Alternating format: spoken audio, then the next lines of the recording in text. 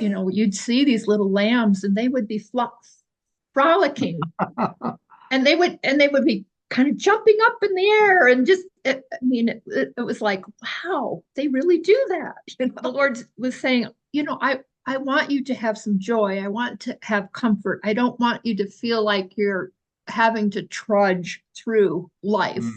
And I picture the exiles coming back from Babylon, walking on the roads with little kids. It's like you get to Yeah, return home, and it's never convenient to travel, um, right. especially if they're having to walk all the way from whatever the 500 miles from Babylon to back to their homeland. And I'm sure they're very excited, but it's just like, are we going to make it? How are we going to take care of these little babies while we're walking back? That's And right. and so Right. the promise of the Lord, he'll take care of you guys. You're like his little sheep that he's taking care of, and Right. it's okay to come home. I was Yes. going to say, Yeah. why do you say, O Jacob, and speak, O Israel, my way is hidden from the Lord, and my just claim is passed over by my God. Here they're complaining, Yeah. God isn't doing anything for us. We're on our own, kind of thing. right? Where are you? You know, have you not known? Have you not heard? The everlasting God, the Lord, the creator of ends of the earth, neither faints nor is weary. He understands and is unsearchable. That reminds me of, God always is awake. He's not sleeping. He knows exactly what we're doing and hears our cry. So he gives power to the weak and to those who have no might. He increases strength. Even the youth shall faint and be weary, and the young men shall utterly fall. But those who wait on the Lord shall renew their strength. They shall mount up with wings like eagles. They shall run and not be weary. They shall walk and not faint. It seems like the category of how we get strengthened is those who wait on the Lord, and maybe that's the key. Um, and maybe while we're waiting, we're like complaining, Jacob, why are you passing over me? How come you don't see? And that's when we're waiting for the strength. Okay. But it's um Kaveh or kava. yeah, Okay. and Qavah, Okay. okay, and it's the same word that's in Psalm 27, as well, and it's other passages too, because it's one Mhm. of the most frequent ones that's used when it talks about waiting on the Lord. So there's this active piece. It's not being passive.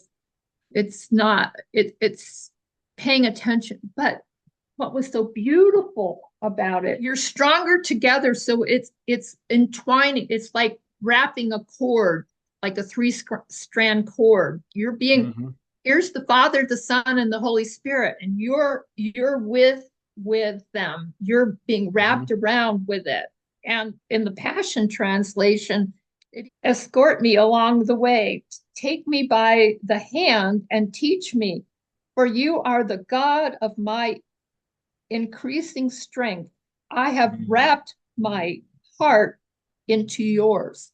That's Psalm 25, 5. Okay. And so there's strength with that.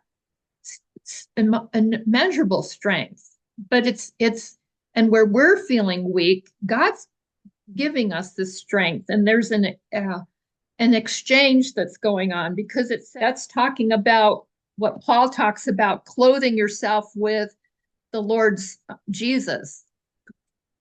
And and that's That's from, an intertwining too, because yeah, we put our clothing on and we're putting on Jesus. Uh, right, right. so both those So images. So waiting is not just passive; it's no, interacting with. it's Uh, interacting. So it's again being very intentional. Okay, Lord, what do you want me to do today? it sure is fun when we wait on the Lord and He comes through. I think about the money that was raised for our missions trip. That was a great Right, example of us doing a part and wait. And we prayed hmm, every time our group met. We prayed, and right.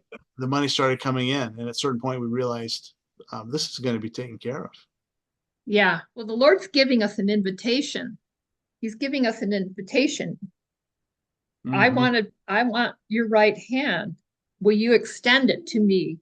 And that, again, I think that goes back to wooing the people of God, where they Mhm. felt betrayed and hurt. It's like there's a trust that needs to be remembered and restored. Mhm. And okay, Lord, as I'm willing, I'm extending my right hand to Mhm. you. And I know that you're going to grab hold of it because you promised that you would. Yeah. And there's so many verses. I'm finding so many verses about the right hand of God Yeah. that is powerful. I wonder if that's part of the kavah also, is Yeah.